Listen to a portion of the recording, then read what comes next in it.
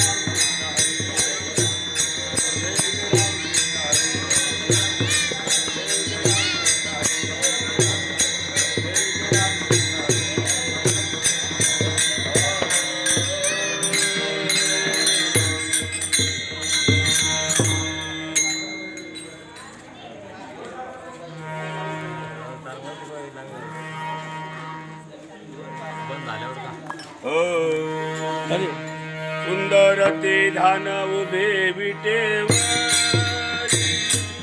करकटावरी ठेवोनिया करकटावरी ठेवोनिया करकटावरी ठेवोनिया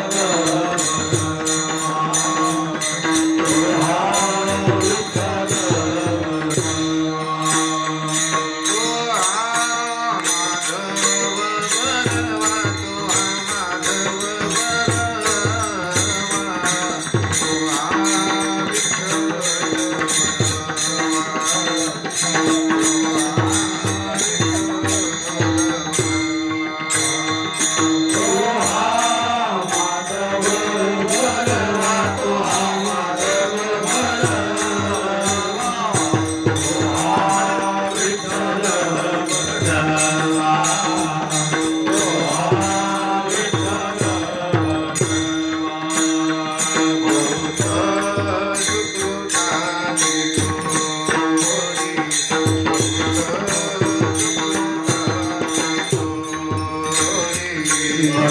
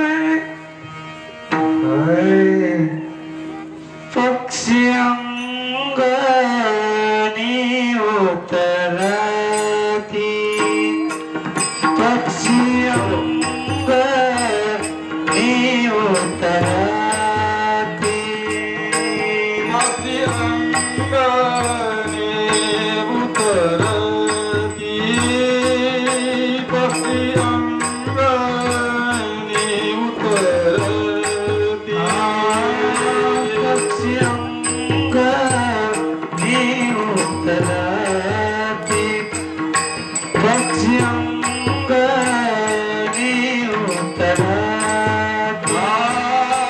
भक्ती अंगाने उतरती भक्ती अंगाने उतरती एका गुंतानी राहती एका गुंतानी राहती तैसे आसावे संसारी तैसे आसावे संसारी एका गुंतानी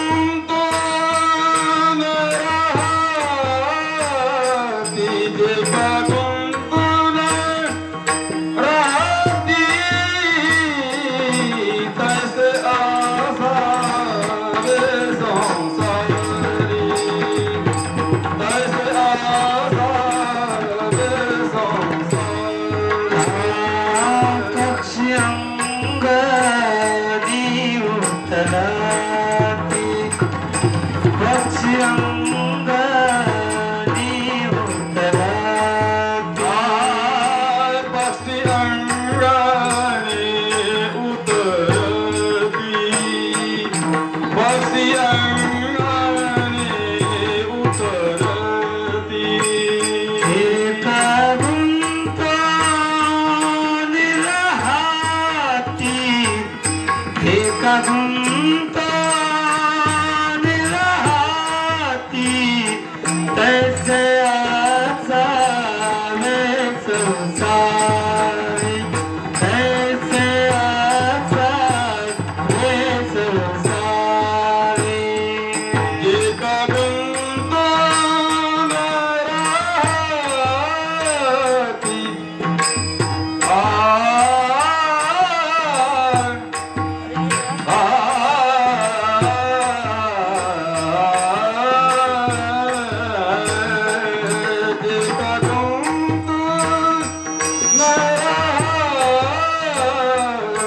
तैसे आसावे संसारी तैसे आसावे संसारी आनंद नाची नाची गाई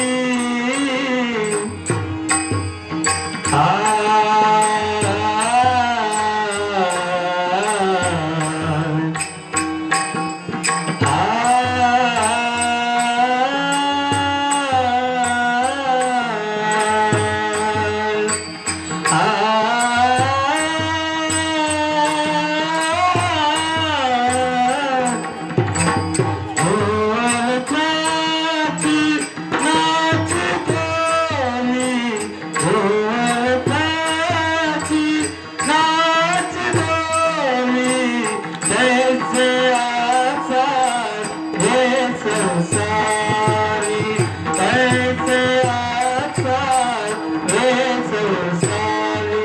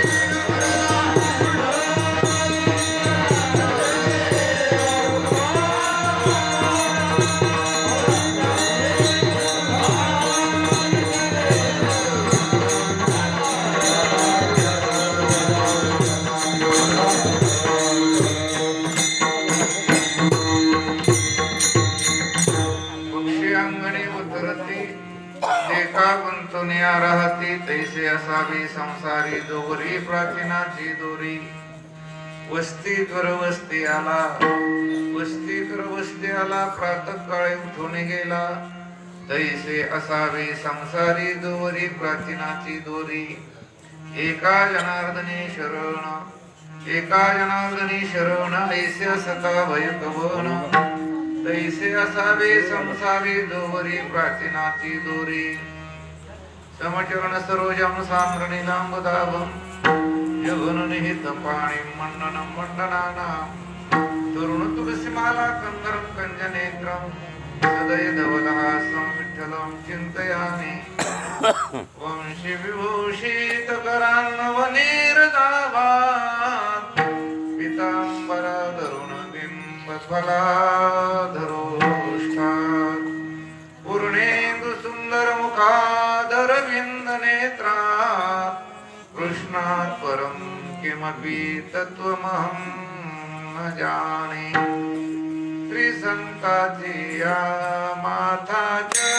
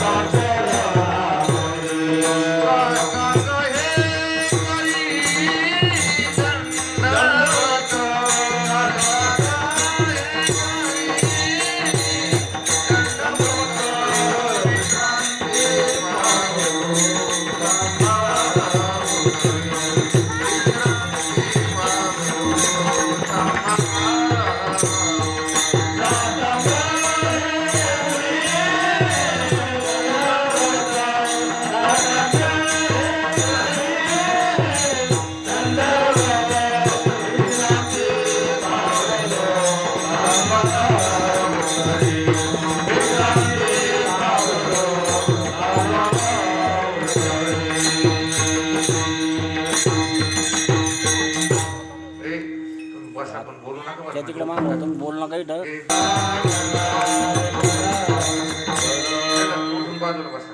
एक बाजूला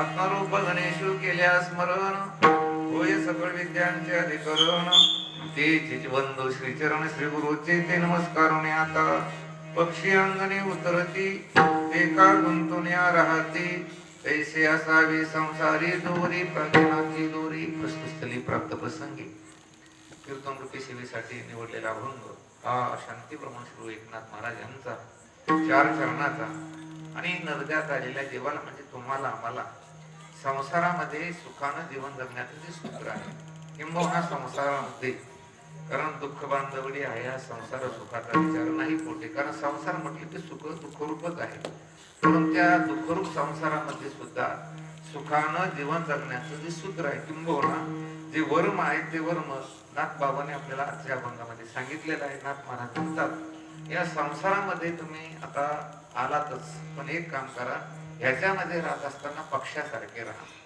पक्ष्यासारखे राहा म्हणजे पक्षी कसा राहतो की पक्ष्यावरती राहतो झाडावर राहतो आणि त्याला जेव्हा तहान लागते तेव्हा तो खाली येतो त्याला भूक लागते ती दाणे खाण्यासाठी खाली येतो म्हणजे तो आपलं सगळं कर्म करण्यासाठी खाली येतो पण इथेच न थांबता परत आपल्या त्या ठिकाणावर तो जातो इथं गुंतून राहत नाही.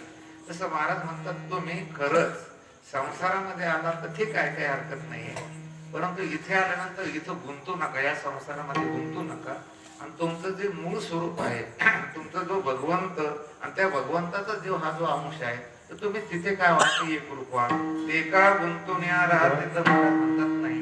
महाराज म्हणतात तसे तुम्ही संसारामध्ये राहतायसे असावे संसारी तर किती दिवस राहायचं या संसारामध्ये आम्ही पक्षासारखं निर्मोही अंतःकरणानं गुंतून न राहता या प्रपंचामध्ये किती दिवस राहायचं तर महाराज म्हणतात जोपर्यंत तुमचं प्रारब्ध या शरीरामध्ये राहण्याचा आहे तोपर्यंत राहा. तोवरी प्राचीनाची दोरी होऊन जाणे नाथ महाराजांना या पहिल्या दृष्टांतामध्ये काही त्रुटी भासली, काही अपूर्णता भासली आणि म्हणून नाथ महाराजांनी दुसरा दृष्टांत दिला. तो दुसरा दृष्टांत जो दिला तो सर्वांच्या अनुभवाचा दिलेला आहे. तो दिलेला आहे की वाटसरूचा. वाटसरूचा म्हणजे काय? प्रवास करीत असताना वाटसरू जसं मुक्कामाला राहतो आणि जिथे मुक्कामाला राहिला तर त्या मुक्कामाच्या ठिकाणी त्याला जर एखाद्या वेळेस गैरसोय असेल तर तो कुरकुर करीत नाही, चांगली सोय असेल तर आनंदित होत नाहीये.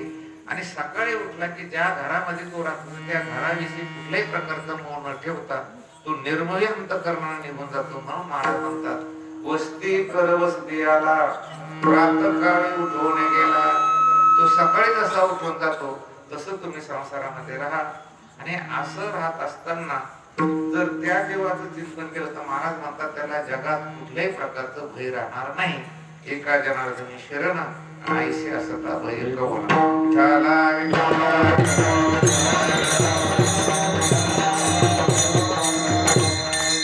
आपल्या वेळेच्या त्या अभंगावर काहीसं चिंतन करण्यापूर्वी थोडासा परिहार देणं अत्यंत गरजेचं आहे की समस्त ग्रामस्थ मंडळी पिंपळगाव कड यांच्या द्वारा सुरू असलेला हा अखंड हरिनाम सप्ताह आणि या सप्ताहातील मार्गदर्शक आमचे परमस्नेही हरिभक्तीपरायण आदरणीय प्रल्हादजी महाराज कड त्यांच्याद्वारे माझ्याकडे ही सेवा आहे. कितवा दिवस आहे आता? 5वा दिवस आहे. 5व्या दिवसाची कीर्तनरूपी सेवा ही माझ्याकडे आहे. मला वाटतं आपला सप्ताह म्हणजे अपूर्वता आहे आपल्या सप्ताहाची. काय आहे अपूर्वता? अपूर्वता कळते का तुम्हाला? म्हणजे जगात कुठंच नाही असा सप्ताह म्हणजे आपल्या गावाचा सप्ताह.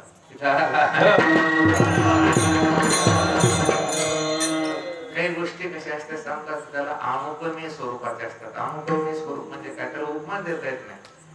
तसं समजा अमृत कसं आहे असं जर कोणाला विचारलं तर काय सांगते लोक तुम्हाला? अमृत कशासारखं आहे? कशासारखं आहे? कशासारखं नाही त्याला उपमा देता येत नाही. तुम्ही जर असं म्हटलं की आवाज कमी ठेवा विठाला तुम्ही जर असं म्हटले की गावरान गायचं दूध एके ठिकाणी घ्यायचं त्याच्यामध्ये आसाराम बापूची पत्ती टाकायची आणि चांगलं उकळू द्यायचं म्हणजे ते काय होईल? अमृत होईल. असं होणारच नाही. ज्ञानेश्वर माऊली म्हणतात जैसी अमृताची चवी निवडीजे ते अमृताची सारिखी म्हणीजे तैसे ज्ञान हे उपमेजे ज्ञानेशीची. अमृत जसं अमृतासारखं आहे. रामरामाचं युद्ध आहे अनुपमेय स्वरूपात आहे की रामरामाच्या युद्धाला कुठल्याही प्रकारची उपमा देता येत नाही. म्हणजे जगात आता सूर्य कसा आहे असं जर तुम्हाला कोणी विचारलं तर सूर्य कसा आहे बरं? हे आता क्रिकेटच्या मैदानावर असे हजारो मोठमोठे हॅलोजन लावतात आणि तिथे तुम्हाला असा बिलकुल सुद्धा यत्किंचित सुद्धा अंधार दिसणार नाही. जसं सूर्यप्रकाश असतो ना 12च्या वेळेला तसंच प्रकाश स्टेडियम असतो म्हणे बरं क्रिकेट जिथं रात्री खेळतात तिथे. मग सूर्य जसं त्या एक कोटी समजा हॅलोजन लावले तर सूर्याचा प्रकाश एवढा प्रकाश होईल का? तर नाही म्हणा. कारण सूर्य हा कसा आहे की अनुपमेय आहे. तसं तुमच्या सप्ताहामध्ये प्रल्हाद महाराज अनुपमेय स्वरूपात उपमा द्यायचं काम नाही त्याला. कसं काय द्यायचं काम नाही. उद्या सप्ताह तसे आज बैठक उद्या सप्ताह सुरू तसे आज काय की बैठक. बर ठीक आहे. उजेड इतका आहे की मला वाटतं जुन्या काळात ते पत्त्या लावून कीर्तन चालत होतं ना तसा उजेड आहे का? म्हणजे असं सप्ताह पाहिलं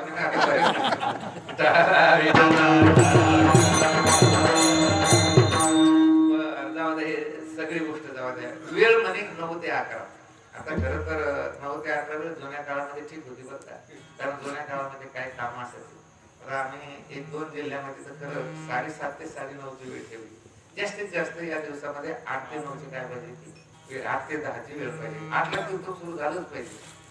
त्याचं कारण हे असं की आता लोकांना दिवसभर काम करतात. लोक काम करतात. पुन्हा भूक लागलेली असते. लोक काय करतात की जेवतात आणि मग कीर्तन ऐकायला बसले की हळूच त्यांना काय होते की महाराज झोपीची लहर येते. आणि म्हणून बरेच लोक म्हणतात महाराज आम्हाला कीर्तन ऐकावं वाटतं पण कीर्तनात काय येते? झोप येते. खरं कीर्तनात झोप येत नाही. लोकांच्या झोपाच्या वेळेत कीर्तन सुरू होतं.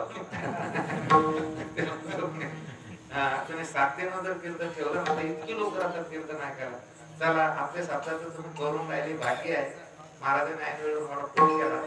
आता मलाही असं वाटतं पण मी काही रिकाम नव्हतो परंतु महाराजांनी तिकडे महाराज माझं पुढे केली आणि म्हणलं कोरोनातून आपण सगळे वाचलो एकदा पुन्हा भेटी तरी होते.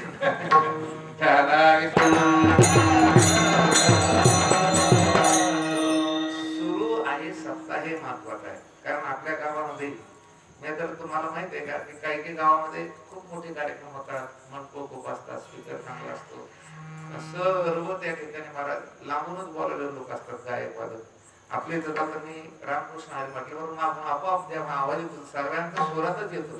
म्हणजे आपल्या गावात भजनी मंडळी कसं आहे की चांगलं आहे. म्हणजे आपल्या गावात जी मुख्य मला वाटतं त्याला आपण पारपीट म्हणतो, डेसिमेंट होतो, ते चांगलं आहे. कारण काही काही गावामध्ये बाकी सगळं चांगलं आहे, पण भजनी मंडळच नाही गावामध्ये. आपल्या गावामध्ये म्हणजे हे वैशिष्ट्य आहे. आणि म्हणून थोड्या दुरुस्ती करण्याचा प्रयत्न करा. काय की सगळं बदलायला लागलं, थोडं चांगलं करण्याचा प्रयत्न करायचा. ओएळ डीजेळ थोडस आकर्षण असेल. कारण परमार्थामध्ये कसं आहे सांगता, परमार्थामध्ये खरं तर तसं नाही, प्रदर्शन म्हणजे त्याचं नाव संसार आहे आणि दर्शन त्याचं नाव परमार्थ आहे. प्रदर्शनात काय पाहिजे, संसार पाहिजे. त्याचं प्रदर्शन चांगलं, त्याचा संसार चांगला. पण परमार्थामध्ये काय ते दर्शन आहे. पण परमार्थामध्ये सुद्धा काय आहे की आता थोडस त्या ठिकाणी आकर्षकपणा असायला पाहिजे. आपण बघा, आपल्या वारकरी संप्रदायाचं मत खूप शुद्ध आहे, परंतु प्रचार प्रसार करणाऱ्याची जी साधना आहे ती मात्र आपली कमी आहे. आणि अन्य धर्माच्या लोकांचा, अन्य पंथाच्या लोकांचा विचार केला तर त्यांचं मत हे अत्यंत अशुद्ध आहे, चुकीचं आहे, बरोबर नाही. पण त्यांची प्रचार करण्याची पद्धती, त्यांनी वापरलेली संसाधनं ही एवढी जबरदस्त आहे की त्याच्यामुळे मला वाटतं त्या लोकांचा आपल्या धर्मावर काही होण्याला पगडा.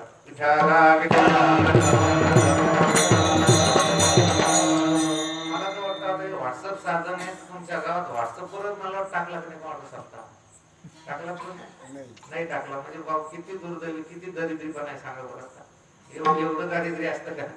व्हॉट्सअपवर एखादा टाकून द्यायचा, अमुक अमुक सप्ताह होतो, इथं ग्रुप टाकून द्यायचा, निदान 4 लोकांना काय होतं माहिती होतं.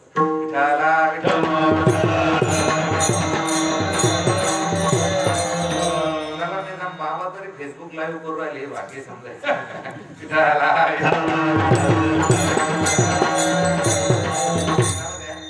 हा एक तुम्हाला सुधारण्यासाठी मी सांगितलेला विषय आहे. तर सप्ताह असतो, देवाचं नामस्मरणच असतं. असो या पाठलेली सेवा माझ्याकडे आली. अभंग जो आहे अभंग हा नाथ बाबांचा आहे. आणि नाथ महाराजांनी आजच्या अभंगामध्ये संसारामध्ये चितपत पडलेला जो जीव आहे त्या जीवाला त्या संसारामध्ये सुखानं जीवन जगण्याचं काय ते सूत्र सांगितलेलं आहे. हे बघा सज्जनांनो, परमार्थ आणि प्रपंच किंवा संसार आणि परमार्थ याच्यामध्ये फरक आहे. आपण शालेय शिक्षण घेत असताना एक पद्धती वेगळी आहे आणि पारमार्थिक शिक्षण घेत असताना एक पद्धती वेगळी आहे. शालेय शिक्षण घेत असताना कुठली पद्धती आहे ती पद्धती आपला सर्वांना ज्ञात आहे. कशी की आपण जेव्हा मुलाला प्रवेश देतो शाळेमध्ये, असं मी कधी बघितलं नाही किंवा एकदम त्याला 4थी मध्ये प्रवेश दिला.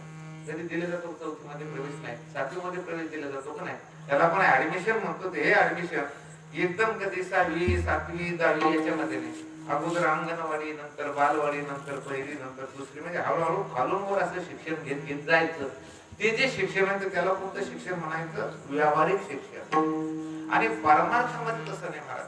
परमार्थामध्ये आपण जेव्हा गुरुकडे जाऊ, जेव्हा एखाद्या संताकडे जाऊ आणि त्या संताकडनं जेव्हा एखाद्या वेळेस आपल्याला चिंतन करून घ्यायचं आहे, आपल्याला उपदेश करून घ्यायचा आहे, त्यावेळेस उपदेश करीत असताना संतांनी अशी एक पद्धती अवलंबलेली आहे का अगोदर त्याला मुख्य सिद्धांत सांगायचा.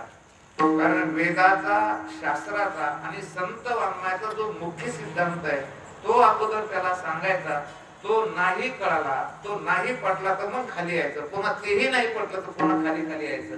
म्हणजे अगोदर मुख्य सिद्धांत सांगायचा, उच्च सिद्धांत सांगायचा, आणि ते नाही कळाला, नाही पटला तर मग खाली खाली यायचं. ही वारकरी संप्रदायातील वैदिक सिद्धांताची प्रणाली आहे.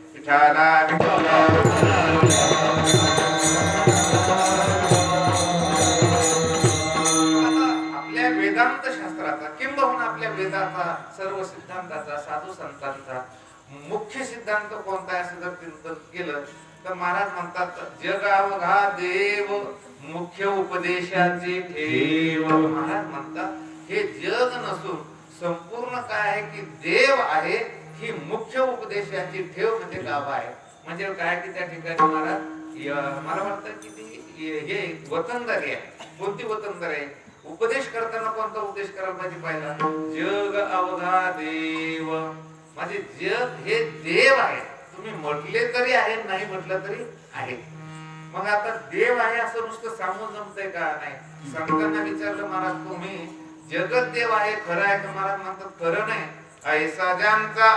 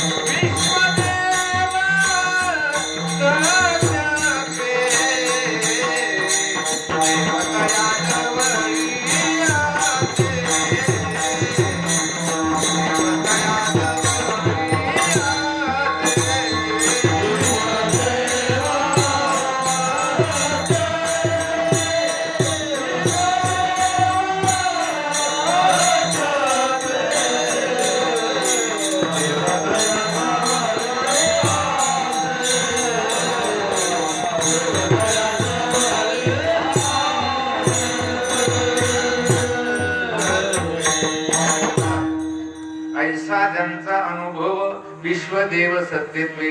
आपण वेदाचं चिंतन पाहू एकदा. वेदाला जर असं विचारलं तो काय म्हणतो, सर्वम खलविदम ब्रह्म नेह नानास्ति किंचन. त्यांचं म्हणणं हे सगळं ब्रह्म आहे, सर्व देव आहे. हे भिन्न भिन्न जे काही तुम्हाला या ठिकाणी मला भेद दिसतो हा भेद नाही. मला वाटतं पटत का तुम्हाला आता, म्हणजे संसार नाहीच असं त्यांचं म्हणणं आहे. प्रपंच तो एक झाला होता, भेटो सबळ मिथ्या वार्ता, पुढे होईल मागोता कदा कल्पांती घडेना. याच्यासाठी दृष्टांत दिला महाराज त्यांनी. वंध्यापुत्र कोणी पाहिला का बरं? वंध्यापुत्र पाहिला? माझ्याचा मुलगा पाहिला कोणी नाही? एक बाई एका ज्योतिषाकडे गेली आणि ज्योतिषाने विचारलं, बाई साहेब कोणीकडे आलात? म्हणे काय नाही, म्हणे मला मुलाची जन्म कुंडली तयार करून घ्यायची, जन्मपत्रिका तयार करून घ्यायची. मग त्या ज्योतिषाने सांगितलं तुम्ही असं करा, मुलाची जन्म तारीख, जन्म दिवस, जन्मतिथी, जन्म वेळ सांगा. ते बाई सांगितलं, ज्योतिषी दादा मला थोडं माफ करा. म्हणे काय? मी भोकरदन, जालना, औरंगाबाद, मुंबई, पुणे, मुंबई सगळीकडे मेडिकल चेकअप केलं, पण सर्व डॉक्टरांचं एकच रिपोर्ट आहे की तुम्हाला या जन्मात तरी मुलगा होत नाही. काय होत नाही? मुलगा होत नाही. मग तो ज्योतिषी म्हणे, बाई तुम्हाला मुलगा होत नाही माहिती असताना सुद्धा माझ्याकडे कशाला आला? तिने म्हणे मला असं वाटलं की पोरग होणं आपल्या हातात नाही, पोरात जन्मभूमीला तर काढून घ्या आपण. महाराज म्हणतात तसं नाही. वांझेची आली का गाईची जन्मपत्रिका? अरे वांझेच्या मुलाची जन्मपत्रिका नाहीच, कारण वांझेला मुलगाच नाही तर जन्मपत्रिका कशाला काढायची? तसे जग नाहीये. जाऊ द्या, मी कीर्तन झाल्या तुम्हाला मला भेटा 1 लाखात चेक देतो. ते अकाउंट नाही देत, तुम्हाला वेळेवर चेक देऊन टाकतो. किती? एकदम खरंच देतो, शपथ देतो म्हणा. पण मला तुम्ही 1 किलो कासवीचं तूप आणून द्या. काय म्हणतो? कासवी तुपाने काही तूप आणून द्या. कासवी तूप का नाही भेटत ना? अहो कासवीला दूधच नाही तर तुपाचा काय संबंध आहे? याचा अर्थ असा की जो पदार्थ मुळातच नाही आणि तो मिळवण्याचा प्रयत्न केला तर तो मिळणार नाही. तसं या संसाराच्या संबंधी सिद्धांत असा आहे. याच्यासाठी वेगवेगळ्या प्रकारचे दृष्टांत आहे महाराज. आपण बोटामध्ये काय घालत असतो? अंगठी. कानामध्ये काय घालत असतो? बाळी. आणि गळ्यामध्ये काय घालत असतो? लॉकेट. बघा आता हे 3 अलंकार एक सारखे आहे की वेगळे वेगळे आहेत? वेगळे वेगळे आहे. वेगळे वेगळे आहे कशावरून? जर एखाद्यानं बाळी बोटात घातलं तर शोभणार नाही, एखाद्यानं लॉकेट कानात गुंडाळलं ते शोभणार नाही. म्हणजे हे अलंकार जे आहेत ते वेगळे वेगळे आहेत. पण तीनही अलंकार वेगळे वेगळे जरी असेल तर सोनं वेगळं वेगळं आहे की एक आहे? सोनं कसं आहे की एक आहे. तसं अनेक जातीपातीचे लोक जरी असले तरी यांच्यामध्ये जी सत्ता आहे ती सत्ता मात्र कशी आहे की एक सत्ता धन्याची की जी मायबाप झाले हे शरीर कोणाचे असते, कोण बोलावे ते हरिबीन. विषय हा चाललेला आहे की संसार मुळात नाहीच. मी म्हणत नाही न झाला प्रपंच आहे परब्रह्म.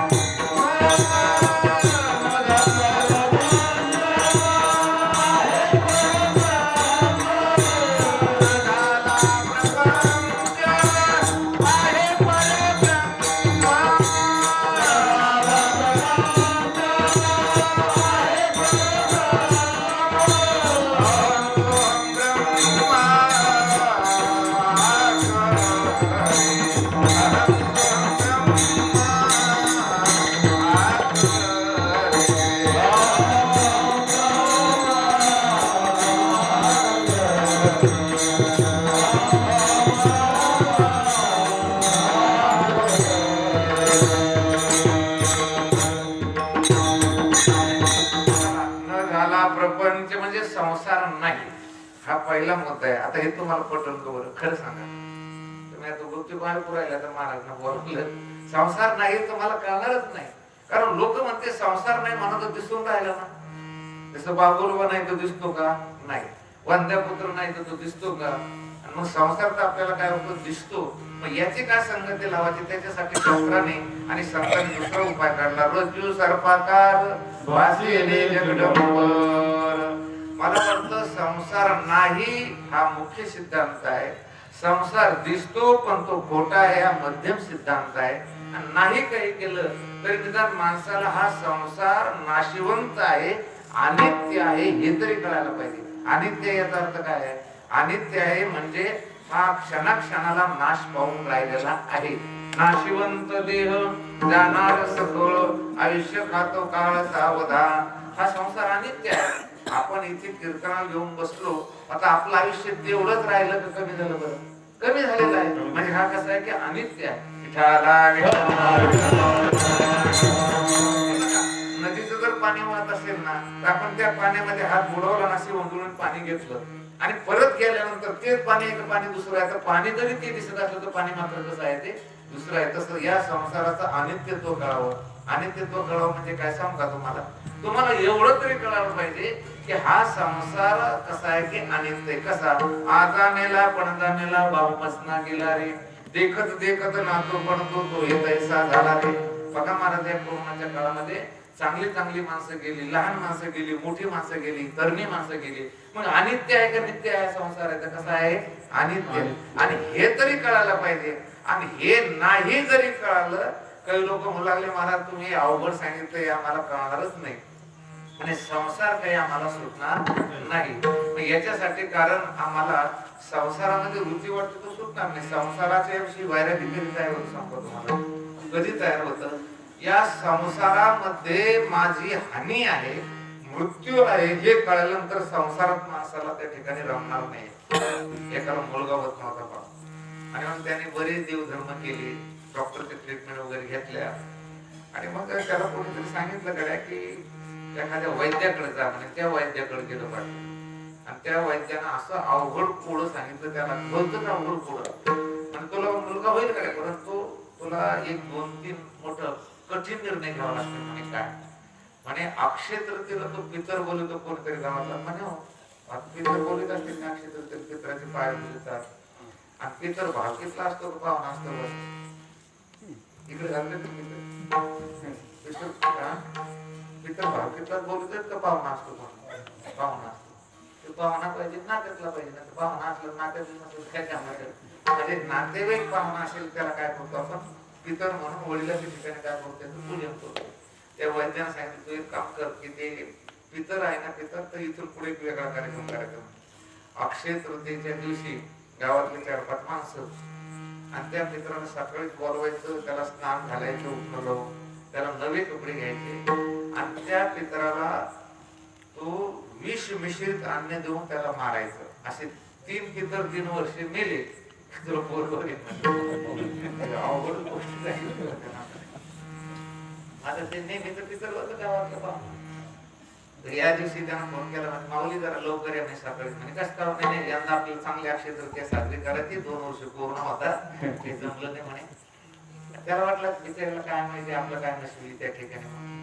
आणि मग त्याला बोलावलं, उठवलं, स्नान घातलं, त्याला कपडे घातले नवे, आणि प्रत्येक पदार्थामध्ये महाराज सायनाइड सारखं विष असतं ना, ते जबरदस्त भारी विष काढलेलं, आणि त्यानं ते खाल्लं, वांती झाली, एवढा प्रभाव झाला की ताबडतोब 12 तासातच ते मेलं. आता कोणाला तरी शंका येईल का यानं विष घालून मारला असं?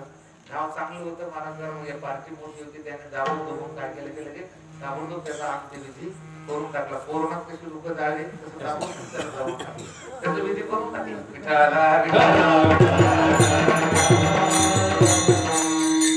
गावातले 2 जण देवाला होते, 2-3 जण ते गरीब होते, त्यांना शंका येऊ लागली. पण ते म्हणे बाबा कशाला बोलतात, पण आपल्याला काय घेणं ते नाही. आणि मग जिकडं तिकडं वार्ता पसरली ना माझ्या फेसबुक नाही तिकडे गावोगाव ठिकाणी आमोगाव मासेच घरी पितर जेवल्याबरोबरच मिळाला. पण गेलं ते वर्ष, दुसऱ्या वर्षी अक्षय तृतीया अशी जवळ आली आणि त्यानं मग दुसऱ्या पाहुण्याला फोन केला, का हो म्हणे आमचा पितर वारला म्हणे मागच्या वर्षी, आणि तुम्ही पितर जेवल्या त्याला वाटलं जेवल्यानंतर माणूस मरतो म्हणून कशाला जायचं ते कोणीच भेटा ना. त्याने शेवटी कुठंतरी दुसऱ्या गावचा एक पाहुणा आपला, आता पितरला मारायचं म्हणलं लगेच नेटातला पाहुणा मारता येत नाही ना. असं जवळचा पाहुणा मारता येतो का? साला मारता येतो का? पाहुणा मारता येतो का? साळू मारता येतो का? नाही. आपलं दुरानु आहे ना, कुठं तर ते पितर पाहिजे पाहुणा आणलं बाबा, त्यांना त्याच्यावरच तोच प्रयोग झाला आणि ते मेलं. आणि 2 वर्ष मेल्यानंतर त्याच्या घरी 3ऱ्या वर्षी पितरच येईना. कोण स्वयंपाक तयार झाला, गावातले लोक येऊन बसले. अरे म्हणे बाबा आम्हाला जेव घाल, 12 वाजता पाय पूर्ण लागते, आता 2 वाजायला लागले. रोडवरच फिरत त्याला योगा बसा की तिथं पितरच येणार.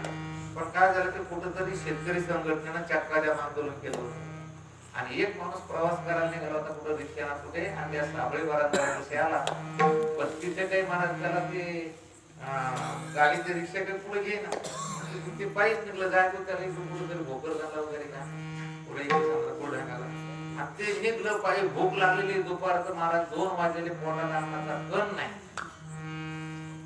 हे उभंच होतं गेला वाटलं आता काय करावं आपल्याला तो मुलगाच होत नाही कारण तिसरा पितर मरतच नाही पितरच भेटाना मग तेवढ्याच यायला ना जे आली मालूम कुठले होतो म्हणजे आम्ही तिकडे राहू त्या शेलगावकडे जाण्यावरतून शेलगाव नाही का तिकडले हे म्हणजे आमचे पुतणे द्यायचे म्हणे मग मला ते पुतण सुनच म्हणे अरे याला म्हटलं हे आहे का नाट्य हो म्हणे जेवण करायचं तुम्हाला म्हणे हो भूक लागली माऊली चांगले म्हणे मग त्यांना ताबडतोब त्याला बोलवलं त्याला स्नान घातलं उठणं लावलं त्याला चांगले कपडे दिले आता हे गावातले दोघजण म्हणे गाड्या याचा नवस पूर्ण होतो म्हणा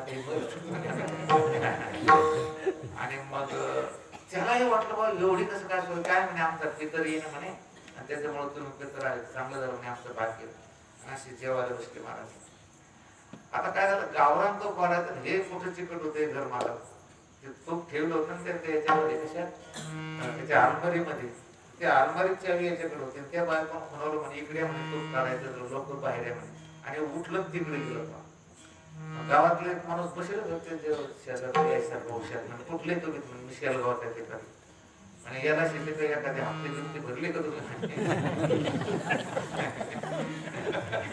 एका हप्त्यातच तुमच्या पाठीमध्ये सगळं अमाऊंट मिळून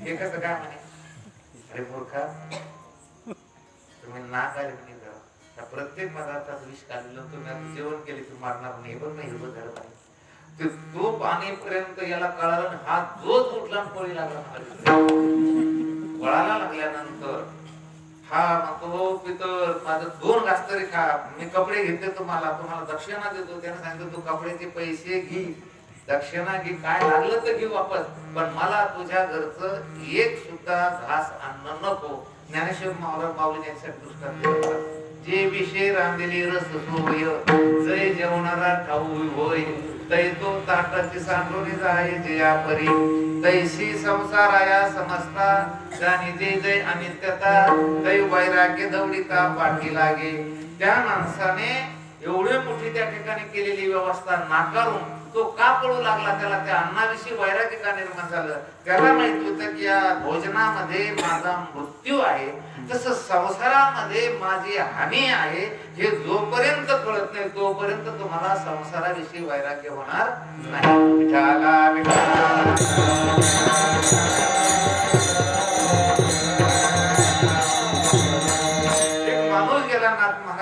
महाराज तुम्ही जे सांगून राहिला जे वैराग्य म्हणून राहिला हे माझ्या त्यानं शक्य नाहीये मला संसार न सोडता संसारामध्ये सुखानं कसं जीवन जगता येईल त्यासाठी नाथ महाराज म्हणतात मग तू एक काम कर संसारात राहताना कसा राहा हे अभंग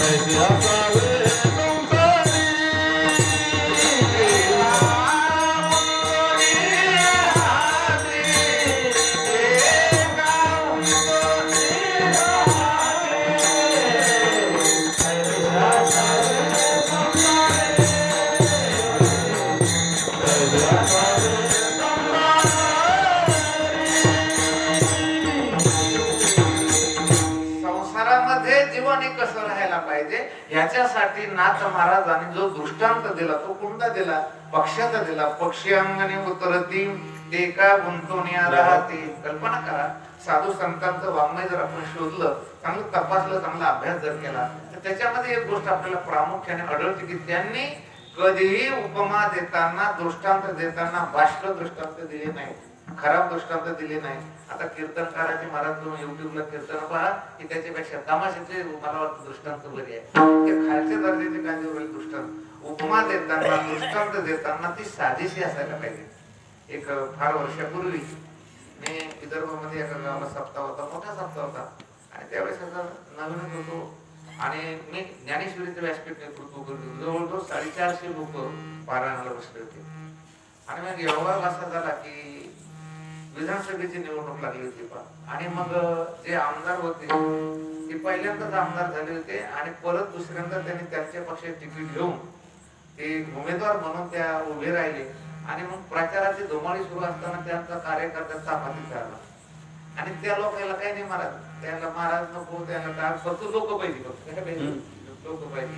ते त्यांना वाटलं की चालेल या गावात सत्ता ते प्रचाराला येणार होते पण काही कार्यकर्ते होते. कार्यकर्ते म्हणे आले म्हणे बाबा तुम्ही थोडं बसा म्हणे, आता हे आमचे साहेब आले म्हणे, आता प्रचारात करायचं म्हणे त्यांना. तर मग एक 400-500 लोक पारायणाला गावातले काही लोक आहे म्हणे, तुम्ही बसा बाजू बसलो आणि त्यांचा सत्कार वगैरे झाला. सत्कार झाल्यानंतर मग आता साहेब आता बोलणारच आहे, मला काम मत द्या तुम्ही, मी एवढा एवढा विकास केला असं. पण अगोदर काय असतं, नुसते साहेब नाही बोलले पण त्यांच्या बरोबरचे 2-3 नेते होते असे ते कार्यकर्ते, ते बोलायला उभा राहिले म्हणून त्यांच्या बरोबरचा बोलायला उभा राहिला. खूप हुशार होता होतो. मला वाटतं एक म्हण आहे दुनियाच्या काळामध्ये काय आहे की जर न बोलणारा असेल तर त्याचं गहू विकत नाही, बोलणार असेल त्याची हुलगे विकते अशी एक म्हणच आहे. आता हुलगे माहित नाही काही हुलगे कशी आहे, हुलगे सुद्धा काय झाले की ते नाहीये. मग तो बोलायला उभा राहिला, त्याने सांगितलं बाबा की आता हे आपले जे साहेब आहेत ना तर यांनाच तुम्ही यावेळेस एवढ्या वेळेस तुमची सेवा करण्याची संधी द्या, तुम्ही यांना मतदान करा असं त्यानं सांगितलं. आणि मी तुम्हाला आग्रहानं विनंती करून यांनाच का मतदान करा असं का सांगतो, त्याच्यासाठी तुम्हाला एक दृष्टांत देतो म्हणे आणि तुम्ही ते दृष्टांत चांगला ऐकला की मग तुम्हाला कळेल की यांना मतदान काय द्यायचं. मग त्यानं दृष्टांत सांगितला, शेतकऱ्याचा दृष्टांत सांगितला. शेतकऱ्याचा दृष्टांत असा सांगितला की मृग नक्षत्र होतं म्हणे, पाऊस पडत नव्हता आणि अर्ध्या मृग नक्षत्रामध्येच एकदम काय झालं म्हणजे पाऊस पडला. आता पूर्वीचा काळ असा होता, मळे झाकुन्या करीती पेरणी. पहिल्याने असं होतं महाराज, मळे झाकून काय करायची पेरणी करायची. आणि मग आता पेरणी काय ट्रॅक्टर होते त्या काळामध्ये नाही, ती पण त्याला बैल ओढायचं. आता बैलांना ओढायचं म्हणलं ती पण ते आऊत ओढायचं म्हटल्यानंतर बैलांना जर उद्या काम करायचं आज रात्री त्यांना वैरण पाहिजे की नको, त्यांना चारा असे पाहिजे आहे. मग अख्ख्या गावातल्या लोकांनी तयारी केली, प्रत्येकाने आपल्या बैलाला चारा घास वगैरे टाकला. पण एक दारुड्या होता म्हणे आणि तो दारुड्या 9 वाजता घरी आला आणि त्याच्या बायकोने त्याला सांगितलं होतं की बैलाला चारा टाका, वैरण घाला, पण तो तसंच दारू पिऊन झोपून राहिला. त्याच्या बैलाला वैरण टाकलेली, पण त्यातलं एक बैल हुशार होत. त्या बैलानं काय केलं, रात्रीला दारू तोडलं, कासरा तोडला आणि शेजारचा ऊस कोणाचा घास खाऊन रात्रभर चाललं. सकाळी पुन्हा 5 वाजता येऊन कोठ्यात बसून ते कोण सांगू राहिलं, त्या आमदारा बरोबरचा कार्यकर्ता दृष्टात सांगू राहिला. आणि मग सकाळी ते दारुड्या उठलं, त्याची नशा उतरली आणि ते त्या कोठ्यात गेलं. त्यानं दोन्ही बैल घेतले आणि दोन्ही बैल त्यानं तसेच ते नेला गळ्यात घातले. तर कोणता बैल चांगली ती पण ओढी म्हणे, कोणता बैल ती पण ओढी, जे उपाशी आहे तो ओढी, त्याच्यानं ऊस घास खाल्ला तो ओढी, ते रात्र दुसऱ्याचं खाल्लं ते काय तरी की चांगली ती पण ओढी. म्हणतं से साहेब 5 वर्ष भोगलेले म्हणे आपल्या आता काय हे साहेब 5 वर्ष खाऊन भोगलेले म्हणे आणि तुम्ही नवीन उपाशी एखाद्या माणसाला जर आमदार करून द्याल तर पुन्हा या मतदारसंघाची परिस्थिती अशी वस्तुस्थिती आहे, खरी स्थिती आहे. मी दृष्टांत सांगितलं त्याने हे बरोबर सांगितलं, खरंच आहे ते. हे 5 वर्ष भाऊ काय झाले म्हणे की भोगलेले आहे म्हणे आणि आता तुमची थोडीफार कामाची विल्हेवाट लागेल म्हणे. त्यानं बरोबर सांगितलं बरं का ते, हे याच्यात कुठल्याही प्रकारची शंका नाही. पण माझं एक मत होतं की त्याने एका विधानसभेच्या सदस्याला बैलाची उपमा दिली कशी हे मात्र बोलताना कसं बोलायला पाहिजे हे त्याला सुचलं नाही. त्यानं दृष्टांत बरोबर दिला पण ते बैल म्हटलं डायरेक्ट त्याला.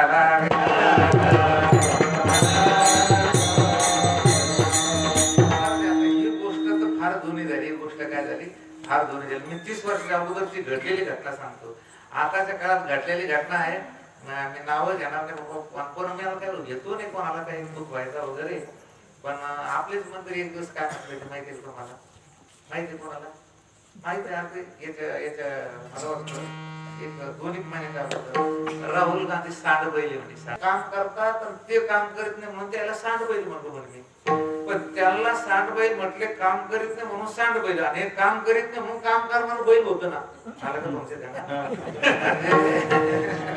काम करीत नाही म्हणून ते सांडबैल होते, हे काम करते म्हणून काम करणार बैल होतो. म्हणजे माणूस बोलत असताना किती आपली लढत बंबत बोलतोय, पण त्याचे जे दुष्परिणाम आहेत ते मात्र वाईट होत असतात. तिथे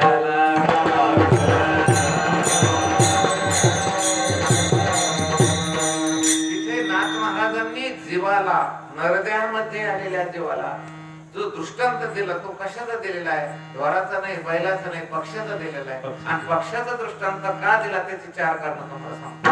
पहिलं कारण हे आहे की पक्षी हा वर राहतो, खाली राहत नाही. वर राहतो म्हणजे झाडावरती राहतो, झाडावरती राहतो म्हणजे आकाशामध्ये राहतो, आकाशामध्ये राहतो म्हणजे व्यापकामध्ये राहतो. तो कसा राहतो? व्यापकामध्ये राहतो. व्यापकामध्ये राहतो म्हणजे काय? तसं जीवाचं जर चिंतन केलं तर जीव हा मुळातच व्यापक आहे. कारण स्वतः देव म्हणतो ममैवांशो जीवलोके जीवभूत सनातनः मनःषष्ठानि इंद्रियाणि प्रकृतिस्थानि कर्षति. मग देव म्हणतो हा जो जीव आहे तो माझा अंश आहे. मग जेवढा देव आहे तेवढा जीव आहे. विठाला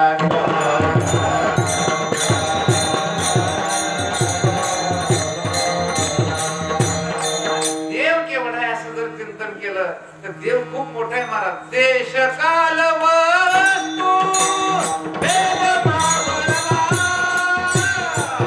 देश काल वस्तू वेद मावळला, आत्मनिर्वाळा जगदका जगदका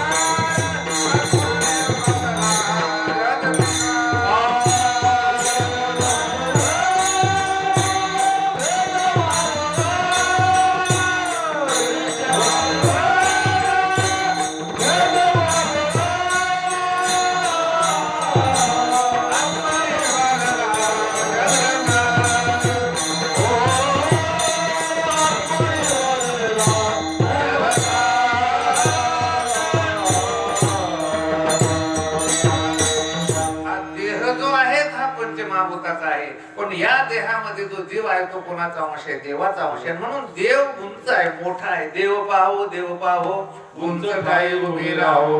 उंच आहे म्हणजे व्यापक आहे तो. तसं जीवाचं चिंतन केलं तर हा मुळात कसा आहे की व्यापक आहे. आणि म्हणून जीव वरून आला म्हणजे ह्याची काय झाली? पदावनती झाली, अधोगती झाली. आणि अधोगती झाल्यानंतर त्यानं खरं वरून यायलाच नव्हतं पाहिजे, पण आला ना. आमचे रंगनाथ गुरुजी परभणीकर सांगायचे हा जीव मुळात ब्रह्म होता. आपल्याला कळत चर्चा सांगतो. पण त्याला कसे काही इच्छा निर्माण झाली, ती खाली आलं, वैकुंठात आलं. वैकुंठातली सगळी सुख उपभोगली, आयुष्य संपलं आणि इच्छा शिल्लक राहिली, वासना शिल्लक राहिली. म्हणून सत्य लोकात आलं. सत्य लोकात आयुष्य उपभोगलं. तिथेही त्यांना आयुष्य त्या ठिकाणी महाराज पूर्ण घालवलं. वासना शिल्लक राहिली, खाली स्वर्ग लोकात आलं. मग आता वरून खाली आलं का खालून वर चाललंय? वरून काय झालंय? खाली आलं. इतकं खाली आलं, इतकं खाली आलं की स्वर्गामध्ये अमृत पीत होतं, आता काळीचे म्हणजे बघा आता खालीच आलं की नाही. आणि आता इथे सुद्धा तुम्ही आता जर येऊन आता तरी बरे, मला वाटतं तुम्ही त्या कडव्याला येणारी कंसर त्या पिठाच्या भाकरी खाता.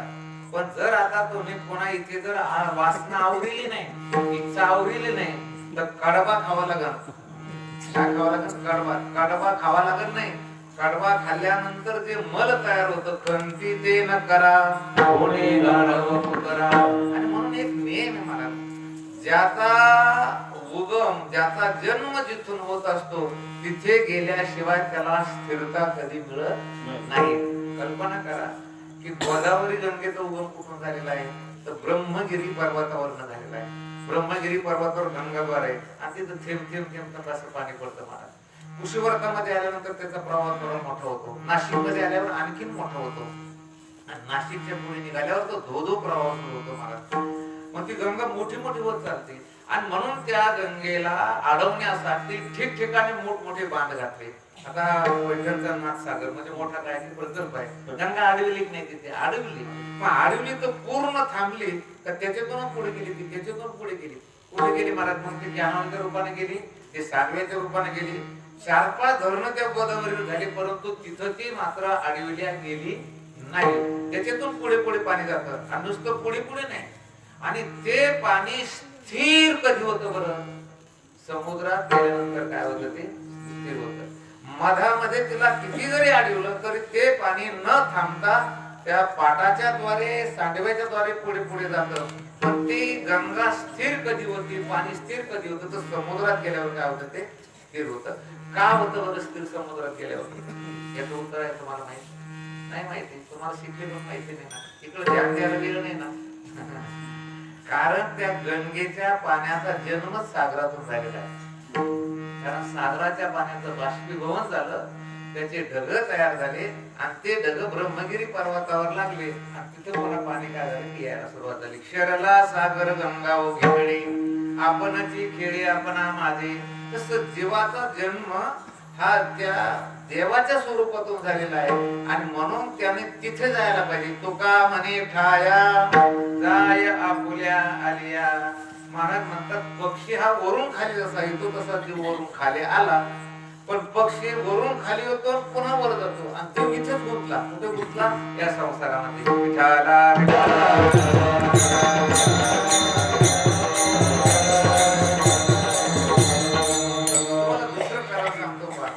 पक्षाला स्वतंत्रता आवडते का पारतंत्र्यता आवडते? बरं, पक्षाला काय आवडतं? असं मोकळेपण आवडतं का बांधलेलं पण आवडतं? मोकळेपण आवडतं. कारण एक पोपट स्वतः म्हणतो महाराज, फळे मधुर खावया नित्य नेवे तसे, हिरे जडित सुंदरी कनक पंजरी वसे. तथापि अहर्निश शुक मनात दुःखी धुरे, स्वतंत्र वन वृत्तीच्या सुखाते घडी घडी स्मरे. मधुर फळ खायला आहे, हिरे जडित मैनाही आहे, चांगल्या चांगल्या प्रकारचं दूधही आहे, मिंद्रही चांगला आहे, पण तथापि मनात तो अत्यंत दुःखी आहे. कारण त्याला काय वाटतं की मला मोकळे पण पाहिजे, मोकळे पण पाहिजे. सज्जनांनो, नियम असा आहे की पारतंत्र्यामध्ये संपूर्ण विषय सुख हात जोडून जरी उभे असले तर मनुष्याला सुख मिळू शकत नाही. आणि स्वातंत्र्यामध्ये दुःख जरी असलं तर त्याच्यामध्ये त्याला आनंद मिळत असतो. मला वाटतं पारतंत्र्यात सुख नव्हतं म्हणून भगतसिंगासारखे काय झाले मला शेत विठाला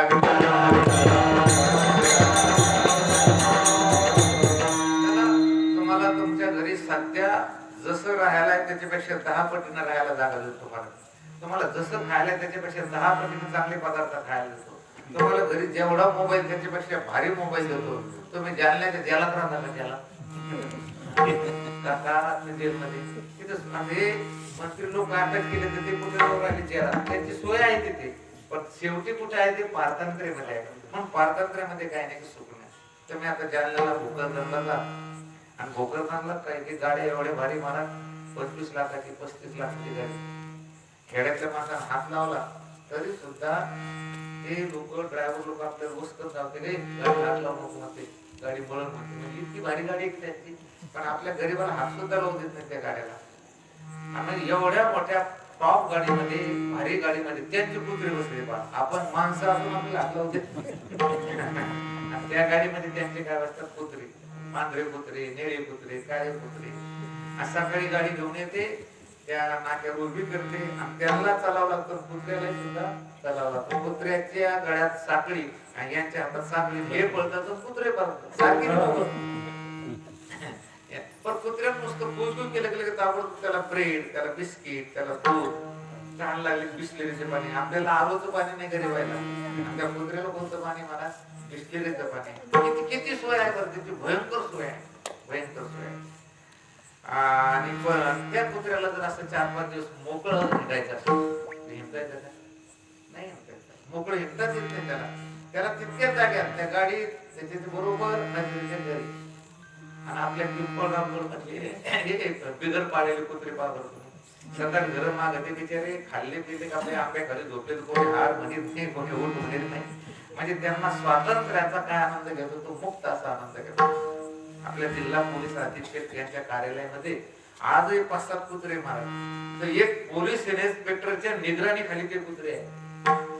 एक पिया फक्त त्या कुत्रे आहे ते पथक आहे.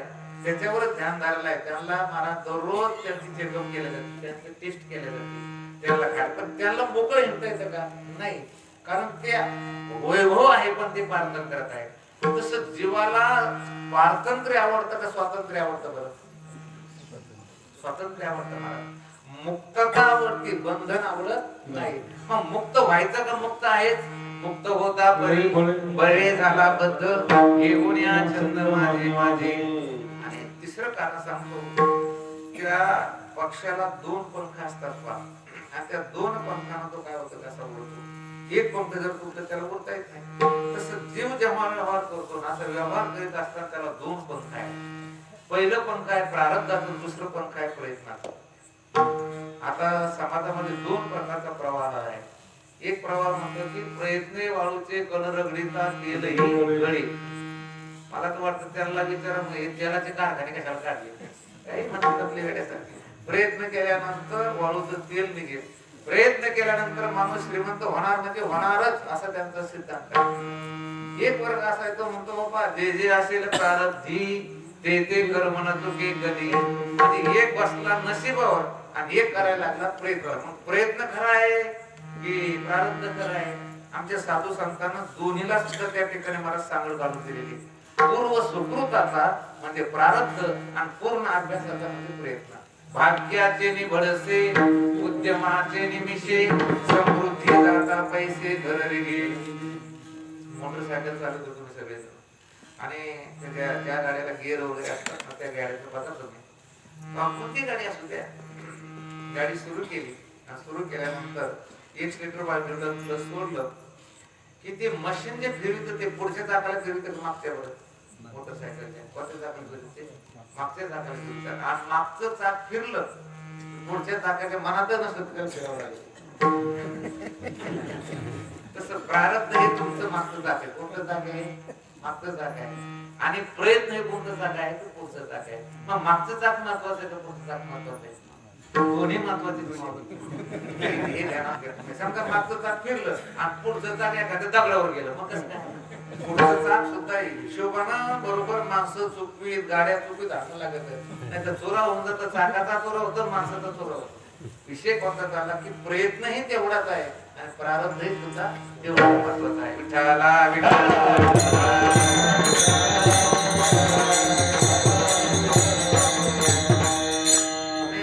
कीर्तन केलं तर एक माणूस मला कीर्तन झाल्यावर म्हणाला, महाराज तुम्ही पक्षाची गोष्ट सांगता, मग पक्षाला कुठं संसार आहे हो?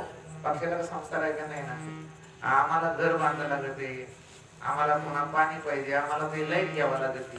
बाबा या लाईट वर तांपुरा सुद्धा झाला ना, लाईट कमी आहे, पात्राला कुठं घर आहे? मला असं वाटतं महाराज, संसार जर बघायचा असेल तर पक्षासारखा संसार कोणीच करू शकतो. तुम्हाला जर आता घर बांधायचं ना आताच्या काळात, तर आताच्या काळामध्ये घर बांधायचं असेल तर अगोदर 3 लोक आणणं लागत. 3 लोक एक त्या बंगल्याच्या हिशोबाने 50-50,000 किंवा 1 लाख रुपये घेतील. सिव्हिल इंजिनियर लागतो, त्याला आर्किटेक्ट लागतो, त्याला स्टील डिझायनर लागतो, आणि या सगळ्या तिचा हिशोब करून मग ते काय करतात? घर करतात. एकदम जुन्या काळात सारखं आहे मग घर बांधले लोक आता नाहीये. म्हणजे एवढं हिशोबाने बाबा त्याच्यात सुख मिळालं पाहिजे, त्याच्यात भानगडी झाल्या पाहिजे, मग ते घर करतात. सामान तुम्ही सेकंड हँड वापरतात का नवं वापरता? घर बांधायचे नवच वापरतात. राजुरी स्टील आणा म्हणतात. सिमेंट कोणतं वापरतात? अंबुजा सिमेंट. आणि इतकं चांगलं घर बांधल्यानंतर सुद्धा पहिल्या पावसाळ्यात गळालंच पाहिजे.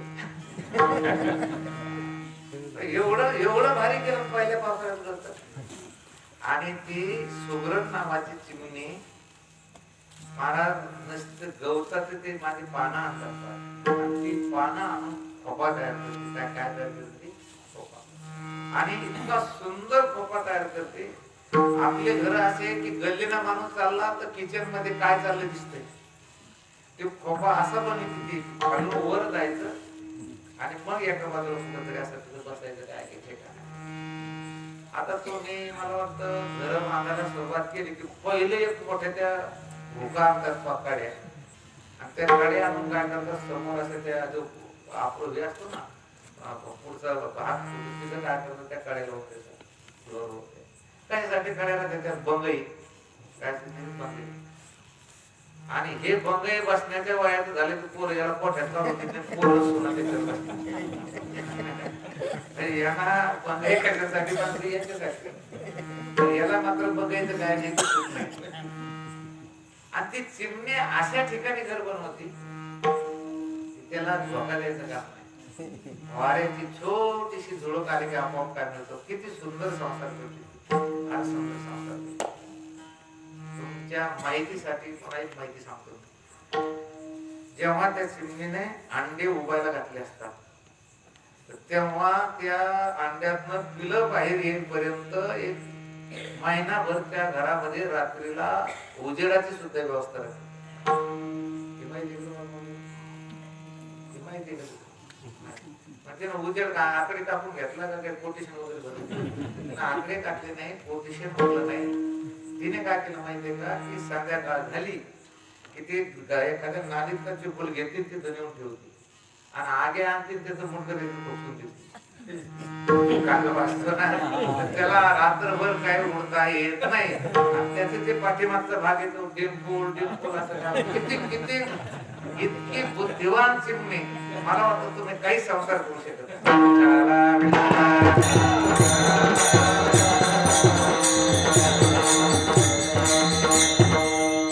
बर. मग आता शेवटचा टप्पा आहे की जेव्हा त्या अंड्यातून पिलं येते तेव्हा ती पक्षी दररोज उठते.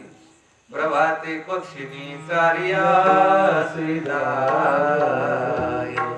पिलू वाट पाय. महाराज ती उठली की चारा आणायला जाते, धान्य आणायला जाते आणि त्या पिलाच्या चोचीमध्ये काय करते, धान्य भरवते. पण किती दिवस भरवते सांगतो तुम्हाला. त्या पिलांना डोळ्यांना दिसायला लागलं आणि त्यांना स्वतःच्या पंखांना उडता यायला लागलं की ती पक्षीने म्हणते आता मी माझ्या जबाबदारीतून मुक्त झाले आणि पुन्हा त्या पिल्याकडे पाहत नाही. तुमचं कसं काय? अरे बापरे, माणसाच्या पिल्याच्या पिल्याला काही माणसं इतके बेकार पाहिले मी की ज्यांनी आपल्या पोराला हात लावला नाही त्याच्या खांद्यावर 24 तास नातू उतरत नाही. इतकं काय पाहायला लावते.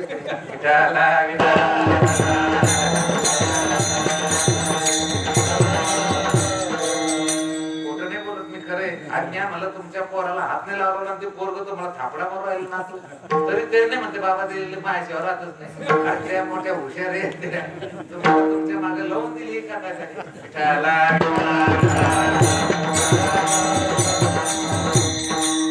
मग संसार नसावा तो गुंतू नाही. संसार करायला पाहिजे, संसार करण्याबद्दल वाद नाही, पण गुंतू नाही. खरं तर असं आहे की जालन्यासारख्या शहरामध्ये माणूस जर मिळाला तर ते बांबू मडकं सुतळी फडका नाते 4 नाक्यावर 4 आहे म्हणत. ते गाडगेची भेटते ते सिंदखेड नाक्यावर भेटतात. तुमचे लाकडे भेटते तर भोकरदर नाक्यावर भेटतात. तुम्हाला कापड घ्यायचं असेल तर शिंदे बाजारमध्ये यावं लागतं.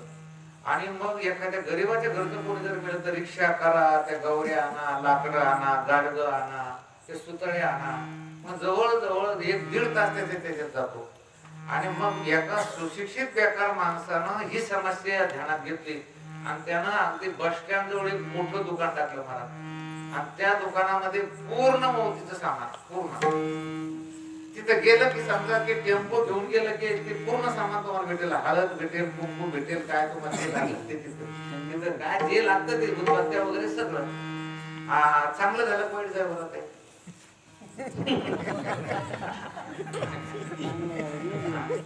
चांगलं झालं माझ्या मात्र प्रल्हाद महाराज झालं, चांगलं झालं. त्यांना असं कारण इकडे तिकडे येण्याचं काम नाही ना. ते साहित्य लागतच ना तुम्हाला, साहित्य लागतच ना. त्याने मंत्र्याच्या हस्ते उद्घाटन ठेवलं, मोठं दुकान. तिथं येते मेलेल्या माणसाच्या मौतीचे पूर्ण सामान मिळेल. चांगलं झालं ते. चांगलं म्हणजे त्या गावातली शहराची समस्या मिटली. पण दुसऱ्या दिवशी दुकानदार आला, त्यानं ते शेटर वर केलं, गजानन बाबांच्या मूर्तीला उद्बत्ती ओवाळी आणि म्हणू लागला की बाबा आज 20 लोक तरी येऊ द्या. आता चुकलं, आता मात्र ते विधातात झालं. दुकान टाकणं वाईट नाही, पण लोक मरायलाच पाहिजे, माझ्या दुकानात यायलाच पाहिजे, ही जी त्याच्या अंतःकरणाची वाईट भावना आहे ही मात्र घातक आहे. डॉक्टर होणं वाईट आहे, दवाखाना टाकणं वाईट आहे, लोकांना रोग व्हावा याच्यासाठी नवस करणं हे वाईट आहे. लोकांना कोरोना व्हावा आणि लोक आमच्या दवाखान्यात यावेत आणि आवासी सेवा पैसे घेऊन आम्ही श्रीमंत व्हावं, अशी जी भावना ही मात्र दुःखाला कारण आहे.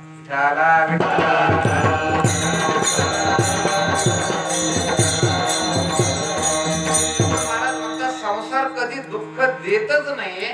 तुम्ही नाटकासारखा जर संसार केला तर तुम्हाला कुठल्याही प्रकारचं दुःख होणार नाही, किंवा पक्षासारखे जर राहिले तर तुम्हाला दुःख होणार नाही. पक्षी अंगणे उतरती ते का गुंतवण्या राहते. महाराज म्हणतात तुम्ही तसे संसारामध्ये राहा, अभंगाचं दुसरं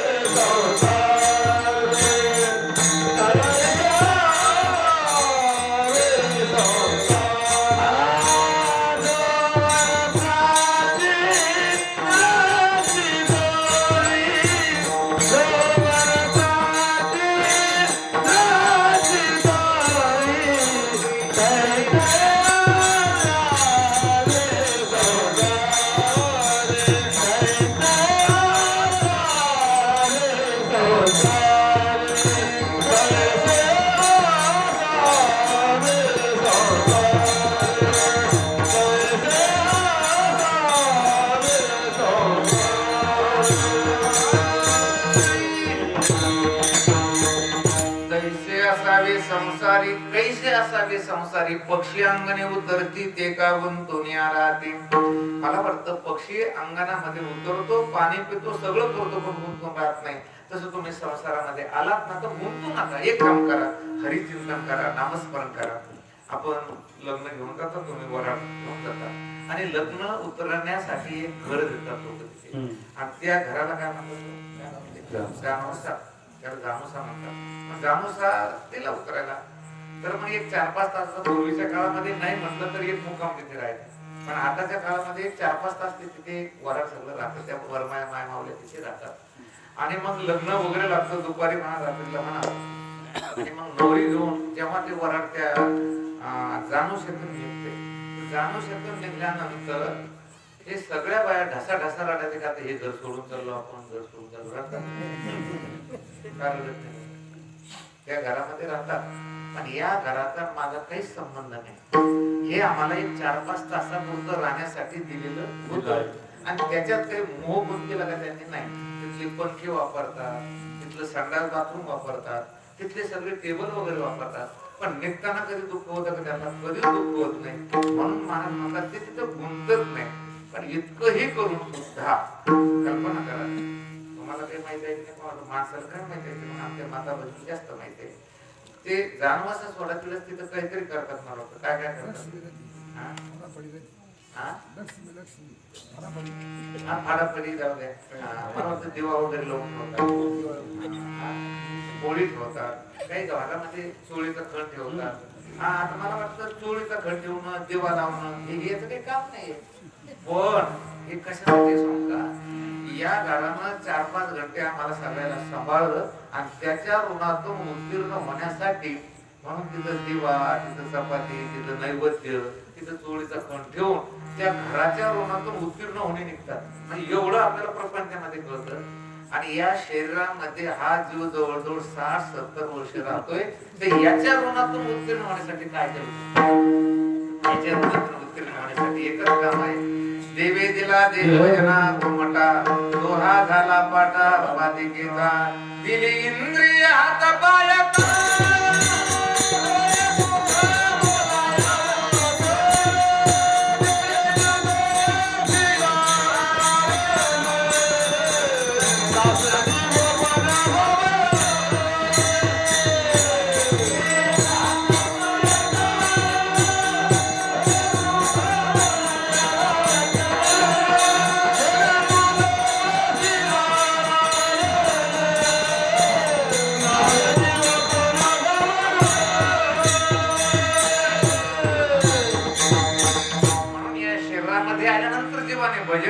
करायचं, पूजन करायचं, पारायण करायचं, कीर्तन ऐकायचं, सप्ताहात येऊन बसायचं, म्हणजे आपण या देहातून काय हो महाराज, ऋणातून मुक्त हो. म्हणून महाराज म्हणतात तुम्ही संसारात हक्क राहा, कुठे राहा तर या प्रपंचामध्ये कसं राहा.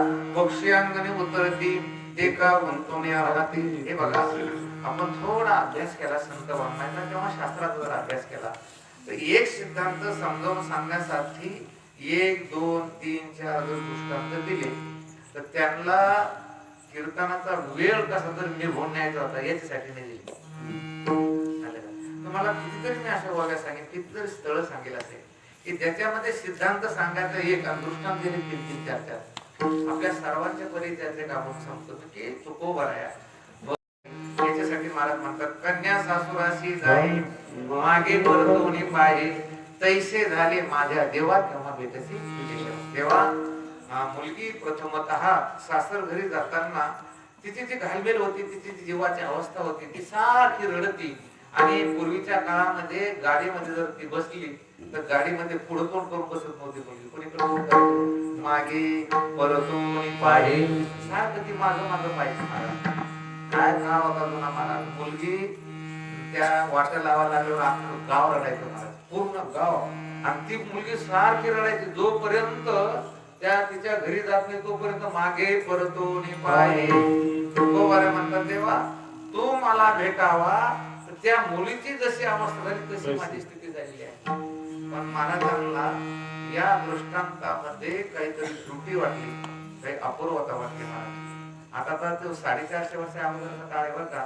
मला वाटतं आता हे प्रमाण जर सांगितलं हे म्हणते येडे झाले महाराज, येडे. कन्या सासूरच जाईल मागे परतून पाहिजे, ते अगोदर घेऊन ते 2-3 ठिकाणी जाऊन मागे परतून पाहिजे. काय आहे का मिळत, काही मिळत नाही.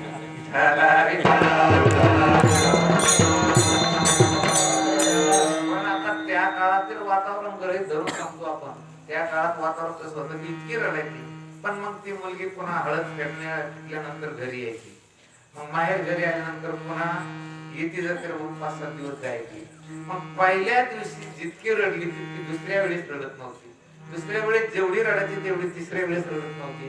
आणि असं करता करता जेव्हा तिला 2 मुलं आणि 1 मुलगी झाली तर नंतर रडायचं सोडूनच द्या. पण बाप म्हणतो, अगं मी जास्त बिमारी, मला तू भेटायला ये, बोलायला ये. ही म्हणते, बाबा मला रिकाम पणच नाही, कारण पोरायची 10वीची परीक्षा चालू, मुलीची परीक्षा चालू, यांच्या डब्याचं कसं होईल. तो म्हणतो, अगं माझं कसं होईल, मी बरं ना. नाही नाही नाही नाही ती म्हणते, मग मला आता नंतर एकदा यावं लागलं, मग आता डबल कशाला म्हणजे एका मौतून येणंच लागणार आहे. म्हणजे याचा अर्थ काय आहे की ते प्रेम कमी होत. म्हणून महाराजांना हा दृष्टांत कमी वाटला. म्हणून महाराजांनी दुसरा दृष्टांत दिला, चुकलिया माये वाढ बरोबर पाय. भर बाजारामध्ये लहान चुकावं आई आई आई करून ते रडतं महाराज. तैसे झाले माझ्या जीवा केव्हा भेटसी केशवा. महाराजांना हाही दृष्टांत कमी वाटला का, कारण मुलगा रडतो आई हरपल्यानंतर. समजा पोलिसला सापडला, पोलिसनं फोन केला, तुम्ही घरी आणला, मग आईची त्याची भेट झाली. आता ते हरपल्याचं दुःख राहिलं, ते गेलं, आता ते गेलं. तसं इथे तुकाराम महाराज म्हणतील की माझं तसं होईल. आणि म्हणून महाराजांनी दृष्टांत दिला, जीवना वेगळी मासोळी आणि तैसा तुकाराम. सज्जनानो, या दृष्टांताला पर्याय नाही. कारण माशी पाण्यातून वर काढली तर तुम्हाला ती दिसेल, पण जिवंत दिसणार नाही. तैसे झाले माझ्या जीवा तेव्हा भेटसी केशवा. संसारात राहण्यासाठी नाथबाबांनी दृष्टांत दिला, कोणता पक्षाचा. पण याच्यामध्ये थोडी त्रुटी आहे. कशी त्रुटी आहे, खरंच पक्षी कसा राहतो हे आपल्याला माहिती आहे का त्यालाच माहिती आहे. बरं, त्यालाच माहिती आहे, आपल्याला माहिती नाही. ते गाडगे संप्रदायाचे कीर्तनकार होते पूर्वी काळामध्ये, फार सुंदर कीर्तन करायचे होते. मला खूप आवडायचं ते कीर्तन. ते त्यांचे काही अभंग म्हणायचे, ते अभंग असे गाण्याचे नव्हते.